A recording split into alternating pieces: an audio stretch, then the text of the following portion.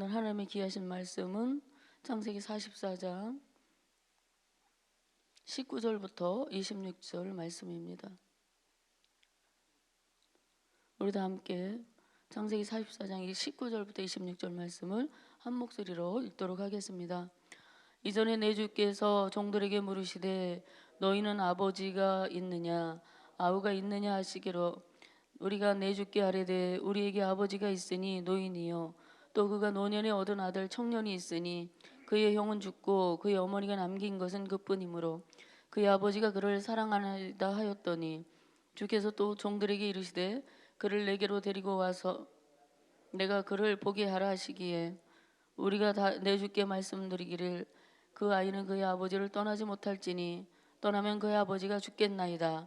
주께서 또 주의 종들에게 말씀하시되 너희 막내 아우가 너희와 함께 내려오지 아니하면 너희가 다시 내 얼굴을 보지 못하리라 하시기로 우리가 주의 종 우리 아버지에게로 도로 올라가서 내 주의 말씀을 그에게 아뢰었나이다.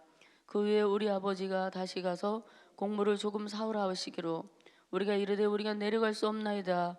우리 막내 아우가 함께 가면 내려가거니와 막내 아우가 우리와 함께 가지 아니하면 그 사람의 얼굴을 볼 수 없음이니이다. 아멘.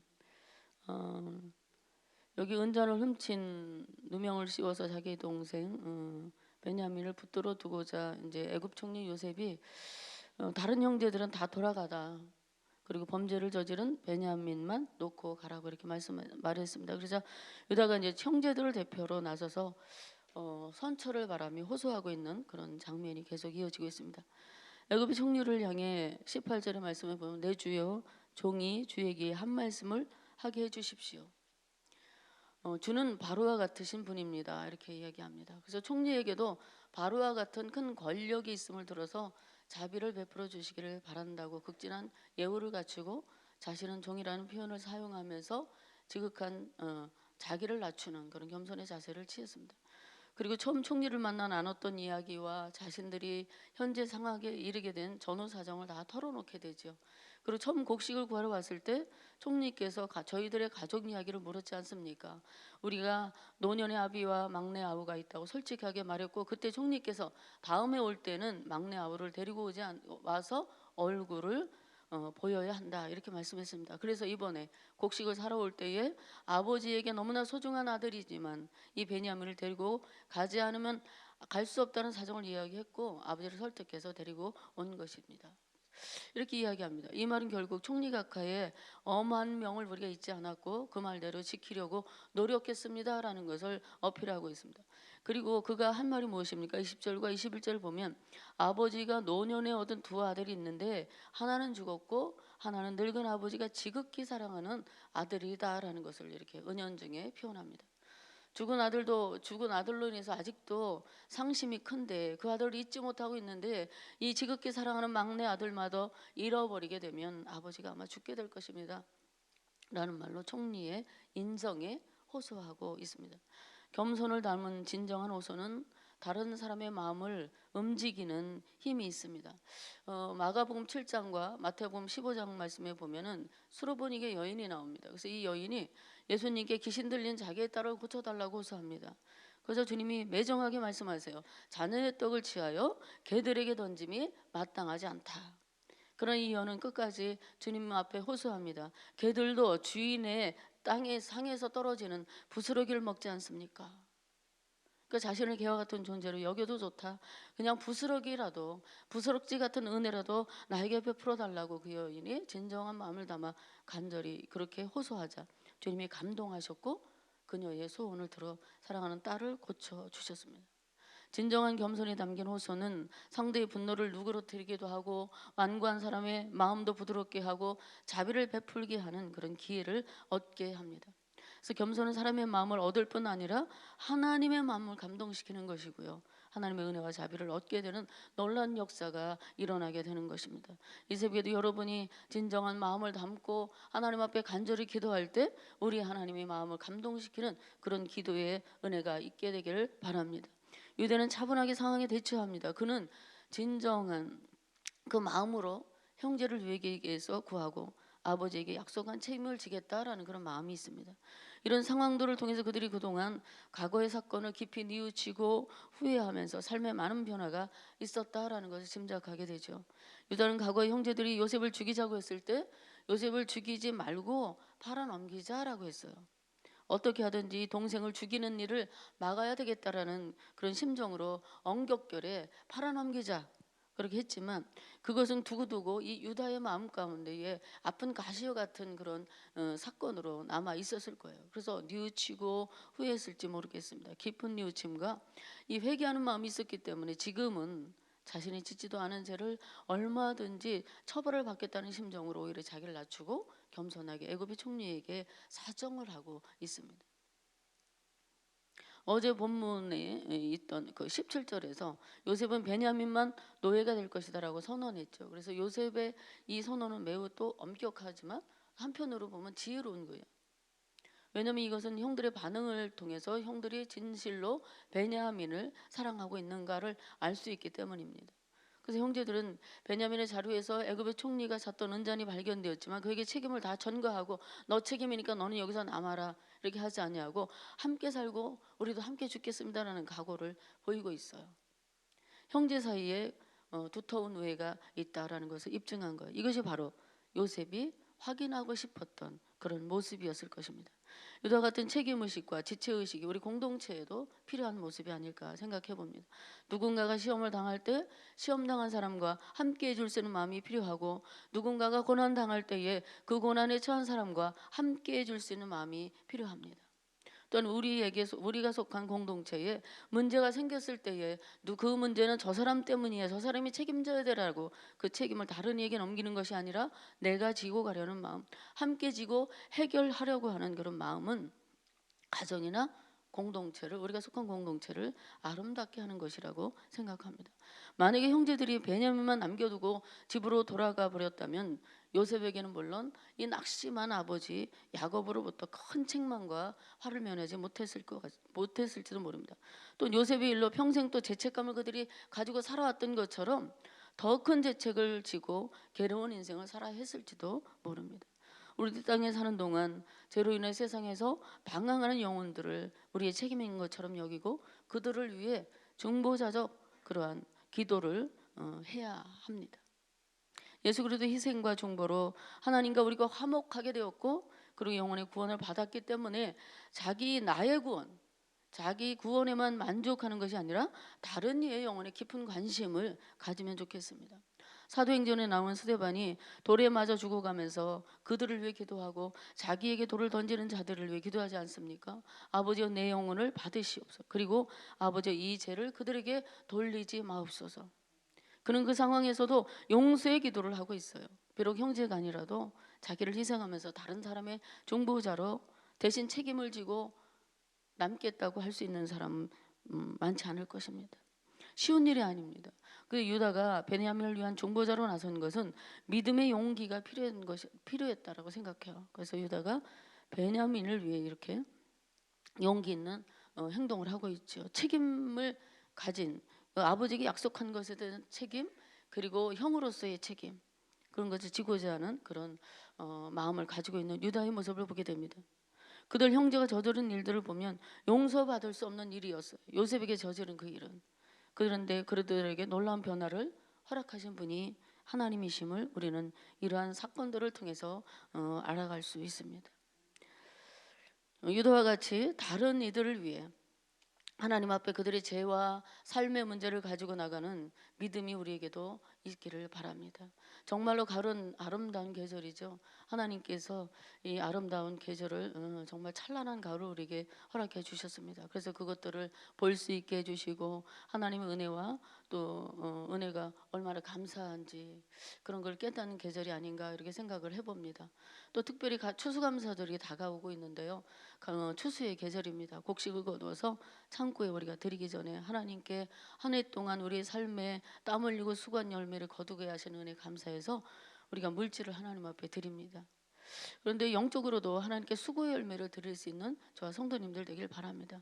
하나님 기뻐하시는 것이 많이 있어요. 우리의 삶을 통해서 우리가 이 땅에 존재하는 목적은, 그리고 하나님이 우리를 지으신 목적은 우리로 하여금 하나님의 찬송이 되게 하기 위하여 우리를 지으셨다라고 말씀합니다. 그렇기 때문에 우리는 하나님을 기쁘시게 하는 자가 되어야 돼요. 나만 기뻐하는 그런 삶이 아니라 예수 믿고 나만 복받아서 나만 기뻐하는, 나만 행복한 삶을 살아야지, 그것이 아니라 내가 어떻게 하면 하나님의 마음을 기쁘시게 할까, 내가 어떻게 하면 하나님의 찬송이 될까, 그러한 일에 마음을 두고 살아가야 된다는 거예요. 그래서 하나님이 가장 기뻐하시는 일들이 많이 있지만 그 중에서도 여러분, 무엇이 하나님을 가장 기쁘게 할까요? 그것은 영혼을 구하는 전도예요. 전도는 가장 어려운 것일 수도 있지만 가장 또 쉬운 것일 수도 있어요. 대상을 찾고 기도하고 정성을 들이고 사랑과 관심으로 자연스럽게 교제하면서 마음을 열고 하나님의 집으로 초대하면요, 웬만해선 거절할 수 없는 거예요. 그래서 그들이 교회를 따라옵니다. 우리가 거기까지 하면 그분들의 마음을 열고 구원하시는 분은, 그런 일은 구원하시는 하나님이 하시는 일입니다. 또 어떤 분들은 누가 나를 교회로 인도해 줬으면 하고 기다리는 그런 분들이 종종 있습니다. 제가 이제 새가족 면담을 하다 보면 마음은 오래전부터 교회 가고 싶은 마음이 있었대요. 교회 가서 나도 예배 드리고 싶다. 이렇게 교회 가는 사람들 보면 그렇게 부럽고, 나도 저분들과 같이 교회 가서 예배 드리고 나도 좀 행복했으면 좋겠다, 이런 마음을 가지고 있었다는 거예요. 근데 혼자 오기 그렇고, 그래서 기회가 오기를 기다렸다고 그래요. 그런데 어느 날 어떤 그 교회 다니는 권사님이 기적적으로 자기를 만나서 우리 교회가 얼마나 좋은지 모른다, 우리 교회 한번 가보자고. 그래서 사양하는 척하면서 그냥 못 이기는 척하면 따라왔다는 거예요. 얼마나 그분이 자기한테 교회 가자고 했을 때 반가웠는지 모른다는 거예요. 그런 사람들이 꽤 많이 있고요. 그런 사람들이 기다리고 있어요, 우리를. 그래서 우리가 입술을 열어서 자기에게 교회 가자고 하기를 기다려주는 사람이 있고요, 손을 내밀어 주기를 기다리는 그런 분들이 많이 있다는 거예요. 지금 외로운 시대이기 때문에 그 공동체에 섞이고 싶어하는 사람들도 많이 있어요. 홀로 사는 사람들 많고, 정말로 외로운 삶을 살아가는 사람들이 우리 주변에 너무나 많습니다. 그런 분들을 찾으십시오. 찾고자 하면 하나님께서 찾게 하시고, 만나고자 하면 하나님께서 만나게 해주시는 그런 역사가 있습니다. 우리 주변에 우리가 교제하는 사람들이 얼마나 많습니까? 그분들을 눈여겨봤다가 교회 안 다니고 무교이고 그러면 그분들에게 접촉하시고 사랑하시고 많은 맛있는 것도 사주시고 그러면서 관계에 깨질 것을 염려하지 마세요. 그거 하나님이 책임져 주십니다. 그래서 그분들에게 예수 믿고 구원받고 같이 천국 가자고 하면 따라올 그런 사람들이 많이 있다라는 믿음을 가지고 올 한 해도 추수의 계절에 하나님 앞에 영혼을 드릴 수 있는 저와 여러분 되기를 바랍니다. 여러분, 아무 노력도 하지 않냐고 나는 전도 못해, 전도는 은사가 있는 사람들이 하는 거야. 아니라게 생각하지 않았으면 좋겠어요. 전도 못하니까 나는 물질로 헌신할 거야, 몸으로 다른 일 하면, 물질로 하면 전도나 마찬가지로 여겨주지 않을까, 이런 생각을 혹시 한다면 그 생각은 좀 접어두고, 이제 나도 전도해야지, 가까이 접촉하고 교제하는 사람들이 예수 믿지 않는 죄로 영원한 영벌에 거하게 된다면 불쌍해서 어떻게 할까, 불쌍히 여기는 마음을 가지고 한번 시도해 보시기를 바랍니다. 전도의 기쁨은 이루 말할 수 없는 기쁨이요, 샘솟는 기쁨이 솟아나는 것이고 하나님 앞에 자랑스럽기까지 한 것이거든요. 그래서 전도하는 분들은요, 그 기쁨이 충만하기 때문에 계속해서 전도자를 찾아요, 전도할 사람을. 그리고 하나님 앞에 데리고 와서 그들이 믿음에 자라는 모습을 보며 자기 자신이 잘 되는 것보다 더 기뻐하고 영혼의 기쁨을 충만히 누리고 있는 것을 보게 됩니다. 혹시 그동안은 누군가를 위해 중보해 줄 여력이 없이 신앙생활을 했다면 이제 시작하시기 바랍니다. 누군가가 구원받기를 위해 기도하시기 바랍니다. 내가 기도한 사람이 기적처럼 구원받는 영원 구원의 기쁨을 맛보시고요, 하나님 앞에 자랑스럽고 하나님이 가장 기뻐하시는 성도님들 되시면 좋겠습니다. 나와 친한 이웃이나 친구를, 아니면 가족을 전도해야지 마음만 먹고 있다가 그를 하나님께로 인도하지 못했는데 만일에 오늘 밤이라도 하나님께서 그 영혼을 하나님께 부르신다면 우리가 얼마나 마음에 안타까움이 남겠습니까? 내 마음에 저 사람 전도해야지, 교회 데리고 가야지, 영혼의 구원함을 입었으면 좋겠다라고 이렇게 생각하고 있었던 사람이 있는데 내가 입술을 열지 않아서 그들이 오늘 밤이라도 하나님이 데려가신다면 얼마나 마음에 안타까움으로 남겠습니까? 그러니까 유다처럼 우리도 중보자로 나서서 하나님, 저 사람의 죄의 책임 제가 지겠습니다. 저 사람이 교회한다는 거 제 책임이에요. 제가 전도하지 않아서, 주님의 사랑을 전해주지 않아서입니다. 이제 저 사람 구원에 이르기까지 제가 기도하겠습니다. 하나님께 나를 통해 그 일을 이루실 줄로 믿습니다 하는 마음으로 관심을 기울여 기도하고 전하는 저와 여러분 되시기를 바랍니다. 낮추고 낮아진 겸손한 마음으로 사람의 마음을 얻고 하나님의 마음을 얻는 저와 성도님 되시고 전도자로 중보자로 설 수 있는 참 믿음을 우리 하나님께서 그런 용기와 담대함을 허락하여 주시기를 간절히 소망합니다. 말씀대로 살기를 애쓰는 성도들에게 하나님의 크신 보상과 축복이 있는 것을 믿으시기를 바랍니다. 그러한 은혜를 경험하며 오늘까지 왔고 앞으로 남은 인생도 하나님이 그러한 축복과 은혜를 베풀어 주실 것을 기대하며 열심히 주의 복음 전하고 중보자로 살아가는 저와 여러분 되기를 간절히 복비러 드립니다. 아버지 하나님, 우리 예수님이 나를 위해 지금도 중보하고 계신 것처럼 야곱의 아들 유다가 동생 베냐민을 위해 중보하며 나갔던 것처럼 우리도 누군가를 위해 하나님 앞에 기도하고 용서의 은혜를 구할 수 있는 믿음 주시기를 원합니다. 나의 중보가 다른 이를 곤경에서 구하는 기도가 되게 하시고 나의 기도가 사랑하는 이들의 영혼을 살리는 기도가 되게 하여 주시옵소서. 오늘 여전도 기도회와 교구 전도와 중보 기도 모임을 크게 축복해 주시고 새벽에 간구한 우리의 소망과 소원에 하나님께서 신실하게 응답하여 주시옵소서. 예수님의 이름으로 기도 올리옵나이다. 아멘. 다 함께 공동기도문 말씀 삶 공동체입니다. 말씀과 삶이 어우러져야 참된 부흥이 일어나는 것을 믿습니다. 우리 허물과 연약함을 겸허하게 고백하며 말씀을 사모합니다. 진리의 말씀 성경이 약속된 하나님의 부흥을 기다립니다.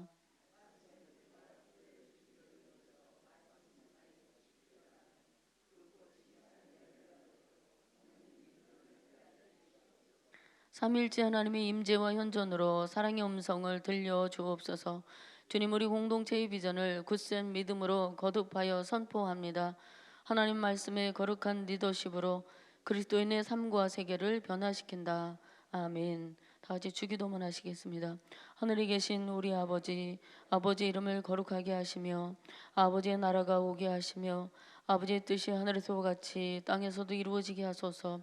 오늘 우리에게 일용할 양식을 주시고 우리가 우리에게 잘못한 사람을 용서하여 준 것 같이 우리 죄를 용서하여 주시고 우리를 시험에 빠지지 않게 하시고 악에서 구하소서. 나라와 권능과 영광이 영원히 아버지의 것입니다. 아멘. 우리가 오늘 함께 들으실 공동기도 제목입니다. 지금 들은 말씀이 내 삶으로 이어지게 하옵소서. 말씀상 공동체 성락성결교회가 말씀과 기도의 토대 위에 견고하게 세워지게 하옵소서. 화요 여전도 기도회와 교구전도대 그리고 교구기도회에 성령의 은혜를 부어 주옵소서. 2019년 2학기 말씀상 성경대학 및 전도폭발훈련 16기 과정을 통해 말씀 묵상 기쁨과 전도 열정을 회복하게 하소서. 수능생 및 각종 시험생들에게 건강과 지혜와 명철을 주시고 좋은 결과 있게 하소서. 성도들의 가정, 경제, 자녀, 건강을 책임져 주시고 삶의 평안을 허락하소서. 우리나라가 하나님의 정의와 공의가 회복되고 평화로운 나라가 되게 해 주옵소서. 공동기도 제목과 가지고 오신 기도 제목 들으신 후에 자유롭게 삶의 자리로 나가도록 하겠습니다. 아버지 하나님 고맙고 감사합니다. 하나님, 우리가 유다처럼 정복기도자로 나서서 하나님 다른 사람의 죄의 책임을 내 책임인 것처럼 기도하며 정말로 아버지 하나님 그들의 영혼 구원을 위해 기도하는 그들의 아버지 고난과 아픔을 위해 기도할 수 있는 하나님의 사람 되길 원합니다. 아버지 이 시간도 하나님이 우리가 기쁨이 되길 원하며 우리가 주님의 찬송이 되길 원하는 줄로 믿사오니 아버지 하나님 기쁨과 찬송이 되기 위하여 아버지 하나님 앞에 정말로 한없는 기쁨을 드리기 위하여 정말로 아버지 하나님으로 애쓰는 저희 모두가 될 수 있도록 도와주시길 원하고 기도합니다. 누군가의 영혼을 전도하여 하나님 앞에 전부 열매를 드리는 이 추수의 계절이 될 수 있도록 아버지 하나님 우리 모두에게 귀하고 놀라운 은혜를 베풀어 주시옵소서. 아버지 우리 성락교 공동체를 오늘도 사용해 주시고 세워주시고 귀하게 사용하시니 감사합니다. 말씀상 공동체의 성락성결교회가 말씀과 기도의 토대